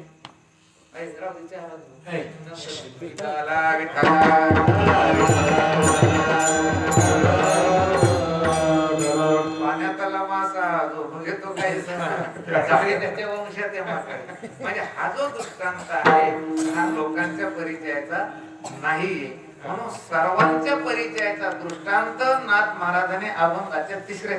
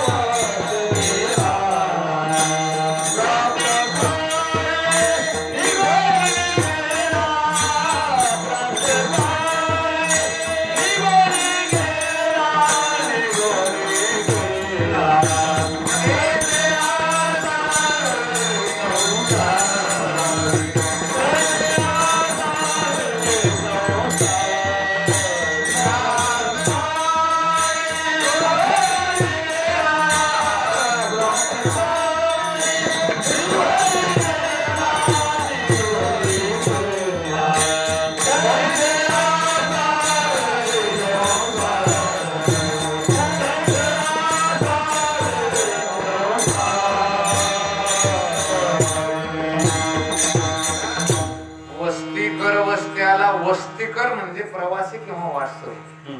आपण वाट सरू नाही का आता सगळे मला वाटतं प्रवास केल्यानंतर तो वाट सरूच समजायचा. माऊलीच्या सोहळ्यामध्ये आपण वाट सरू, काही चारी धामला गेले लक्झरीत चालले तर हे कोण आहे की वाट सरू आहे. आणि प्रवास करीत असताना वाट सरूला त्याच्या मनासारखे काही स्थान भेटतात का? मनात विरुद्ध भेटतात, मनात विरुद्धही भेटतात. आता माऊलीच्या सोहळ्यामध्ये बघा तुम्ही, काही ठिकाणी चांगली जागा झोपायला भेटते, काही ठिकाणी भेटत नाही. मग माणसाने खराब जागा भेटली तरी कुरकुर करू नये आणि चांगली जागा भेटली तरी काही आनंद मानू नये. कारण महाराज स्वतंत्र अभंग महाराज कै वहावे जीवन कै पलंगी शयन, जैसी जैसी वेळ पडे तैसे तैसे होणे घडी, कै भोजनाना परी कै कोरडिया भाकरी, जैसी जैसी वेळ पडे तैसे तैसे होणे घडी. जसं जसं येईल तसं तसं त्या ठिकाणी राहायचं मला. पण वाट सरूने प्रवासामध्ये मुक्कामाला आला की वाट सरू सारखंच राहावं. सकाळी उठला की त्याच्या अंतःकरणात कुठल्याही प्रकारचा मोह राहत नाही. आमची पूर्वी मधल्या मार्गे दिंडी जायची आणि 400-500 लोक असायचे आणि पंढरपूरच्या अलीकडचा मुक्काम असायचा रोपळे, तिथं रयत शिक्षण संस्थेची एक मोठी शाळा आहे, सुंदर शाळा आहे महाराजची. मग आम्हाला ते मुक्कामासाठी मागितली. ते म्हणजे मग तुमचे लोक खूप घाण करतात नाही आणि आम्ही काही शाळा देत नाही, ते जेवते माझ्यावर. आणि मग पाऊस सुरू झाला, आतल्या खोल्या बाहेरचा वरांडा सगळा पॅक आणि एका माणसानं काय केलं, मला घोंगडी इथे नाशी अशा ते मोठमोठ टाकलेली, ही अशी मुडपली ना अशी मुडपली, पण त्यानं पूर्णच टाकली होती जशीची तशी. म्हणजे ती कशीच मुडपली नाही, म्हणजे अशी दुमती केली ना अशी दुमती केली. आणि आता जवळजवळ 4 माणसाची जागा त्या होती आणि बाहेर एक माणूस असा झिमझिम पाऊस होता, तो भिजत होता. मग तो माणूस माझ्या मला झोपायला जागा नाही, तुला 2-3 माणसं होते, त्यानं सांगितलं मी तुला जागा देणार नाही. मग त्यांचं भांडण ऐकलं, मी आलो नाही, म्हटलं का रे याला झोपायला जागा दे. त्यानं सांगितलं मी नाही देणार बाबा. म्हटलं कसं काय नाही देणार? तर त्यानं मला मागच्या मुखावर मला असंच केलं होतं. म्हणजे मागच्या मुखावर त्यानं काय केलं होतं, झोपू देऊ नको. म्हणलं त्याला झोपू देऊ नको हे ठीक आहे, पण तुला चौघाची जागा काय करायची? तुला एकट्या पुरती जागा आहे ना, तर चौघाची जागा कशात जावं म्हणतात. खरं आज आपल्या भारत देशामध्ये जी विषमता आहे, ही जी विषमता आहे ना, इकडे गरीबाला घरकुल नाही. गरीबाला एक मला वाटतं 50 फीट पुढची सुद्धा जागा नाही. आणि मंत्री संत्री हे लोक येते, यांनी एवढ्या जागा धरून ठेवल्या, एवढ्या जागेत काही गरज. मी म्हणतो पुढे तर होतो होऊन येते, एवढी जागेची गरज आहे का? माणसं 3 राहायला 1 एकरचा मागला, कशा झोडायचं जागे नाही.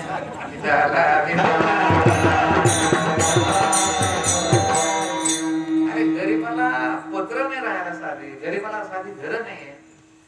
अगर ते त्यांच्या दुःखाला कारण आहे, ध्यानात ठेवा. तुमचे छोटे घर ते आपल्या सुखाला कारण. मी ज्याला मंत्री त्यांचे रिलेशन केलो तर पान पडलं होतं बाहेर गेटवर, एक पान असं नुसते 2-3 पान, ते इतकं गरम झालं. खरं हे पानं पडेल तुम्हाला माहित नाही. म्हणलं हे तुम्ही एवढं घर बांधल्यामुळे हे दुःख आहे म्हणलं. कारण ते 1 एकरचं घर साफ दिसलं तेव्हा सुख मिळत, नाही दिसलं तर काय होईल, ते दुःख होईल. आणि जर 1 गुंठ्याचंच घर असतं तर काय झालं असतं, ते साफ करायला सोपं, सगळं म्हणजे दुःख कमी. तेव्हा तो विषय बदलला नाही.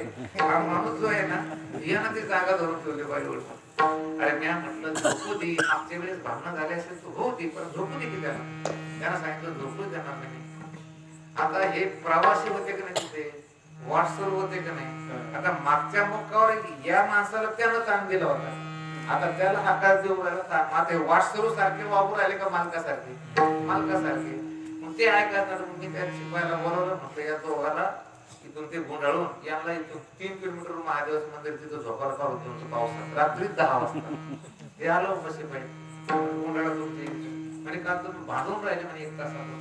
तुम्ही वाटसरू सारखे प्रेमानं राहिले, तुम्ही भांडायला लागले ना, तुम्ही आता इथं मुक्काम करायचं. ते म्हणे आता भांडत नाही म्हटले तरी म्हणे आता तुम्ही उठा. आणि त्यांनी रात्रीला ते त्यांचे कपडे गुंडाळले, पडस्या घेतल्या आणि तिथे गेले महाराज. हे वाटसरू सारखे राहिले म्हणून का मालकासारखे राहिले? मालकासारखे राहिले. तर मग हे सकाळी प्रातःकाळी उठून गेला, असं झालं का काढून दिला.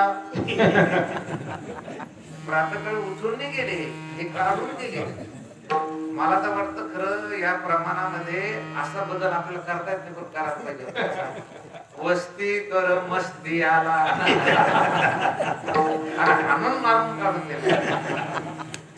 तुम्ही पिंपळगाव गड मध्ये वस्तीसाठी आलेले बरं का, वस्ती करे. एक आपलं 15, 20, 40, 50, 60, 70 वर्षाचे काय की आपण वाटतो इथं बरेच वाटसरू आले, बरेच वाटसरू गेले आणि पाठीमागून बरेच येणार. मग वाटसरू सारखं प्रेमानं राहायचं, कशाला भांडणं करायचे, कशाला एकमेकाच्या फड्या करायच्या, मस्त प्रेमानं आपलं जगायचं 5-50 वर्ष आणि मन मोकळेपणानं काय व्हायचं की निघून जायचं. खरं तर जग हे एक रेल्वे आहे महाराज, आणि तुमचं गाव म्हणजे एक डबा आहे आणि तुमचं घर म्हणजे एक सीट आहे. काय सीट आहे. आता रेल्वेत मला वाटतं कोणते माणसं कोणत्या स्टेशनवर उतरतात बरं, तर हे उत्तरच नाही द्यायचं. कोणत्या स्टेशनवर उतरतात हा प्रश्नही सुद्धा नाही. ज्याचं तिकीट जिथपर्यंत आहे तिथपर्यंत तो प्रवास करतो. तिकीट संपलं की उतरतो. तिकीट संपलं की त्याला उतरावं लागतं. समजा जालन्यावरून रेल्वे निघाली मग तुमचं ते सीट असतं. मग एक 6 जणांचा ब्लॉक असतो. किती जणांचा ब्लॉक असतो तो? 6 जणांचा. मग 6 जणांचा तसं तुमचं घर म्हणजे एक ब्लॉकच आहे. आता काही ब्लॉक मध्ये 10 माणसं आहे. काही ठिकाणी जर गर्दी झाली तर 15 बसतात. आणि समजा पहिल्या स्टेशनवर जर त्या ब्लॉक मधला एखादा माणूस उतरला, तुम्हाला बरं वाटतं सांगणार? बरं वाटतं. बरं झाली, मोकळी जागा झाली. आणि घरात उतरला एखादं रेल्वे सारखा प्रवास आहे मला. ज्याचा जिथपर्यंत तिकीट आहे तिथपर्यंत प्रवास आहे. काही माणसाचे तिकीट इतके लांब राहते मला, सगळं रेल्वेचे लोक उतरते, ती एकटच त्या रेल्वेत डबा अख्खा उतरून जातो. सगळे गावातले वरती ती एकटच राहतात. असं समजा याचं तिकीट लांब आहे. पण काय तर असे की रेल्वे संपत्ती तिकीट उरत म्हणून दुसऱ्या रेल्वेत बसतात.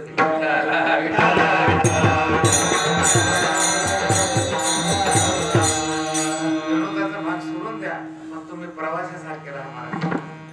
तुकडोजी महाराज संदेश आपल्याला, पशु पक्षी कीटके किती बघ मेळ करून राहती, आपत्ती तापून ती अति संघटून धावती. तो मानवाचा देह असूने कार्य नाही तुझ भावना, उठारे पुत्रा जड करी सामुदायिक प्रार्थना करायला पाहिजे. म्हणून महाराज म्हणतात वस्ती कर वस्ती आला, प्रातः काळी उठून गेला. जर असे राहिले ना एका जनार्दनी शरण, एका जनार्दनी शरण, एका जनार्दनी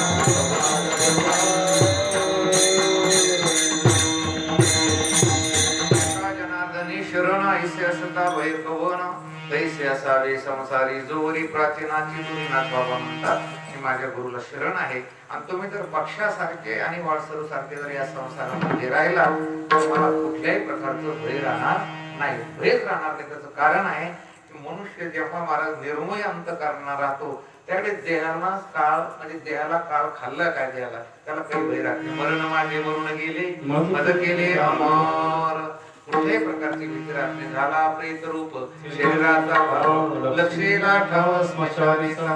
म्हणून मृत्यूचं भय सर्वात मोठं भय आहे. महाराज म्हणतात मला कोणत्याच प्रकारचं भय राहिलं नाही. का राहिलं नाही?